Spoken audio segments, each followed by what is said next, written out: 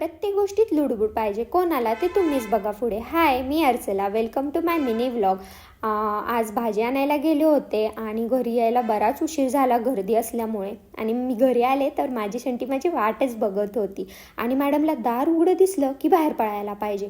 आले, सगळं काढून वगैरे ठेवलं भाजीचं. तर हिला मेथीची भाजी खायची होती.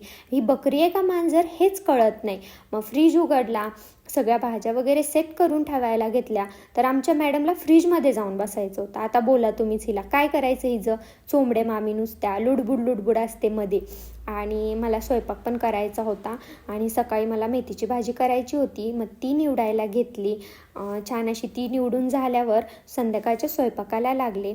मी आज चना मसाला बनवणार होते, त्याचीच तयारी करून घेतली. मिक्सरमध्ये कांदा, टोमॅटो, लसूण, आलं, मिरची वगैरे बारीक करून घेतली. आणि मग कढईत ना तेल टाकलं, थोडंसं जिरं टाकलं, ते सगळं वाटण भाजून घेतलं. त्यात बेसिकचे मसाले टाकले आणि जे कुकरमधलं शिजवलं होतं चणे ते पण टाकून घेतले आणि छान असं कोथिंबीरने गार्निश केलं आणि चपाती वगैरे पण करून घेतली. माझ्यासाठी एक भाकरी केली, किचन वगैरे क्लीन केला, जेवण केलं. तर आजच्यासाठी एवढंच. बाय.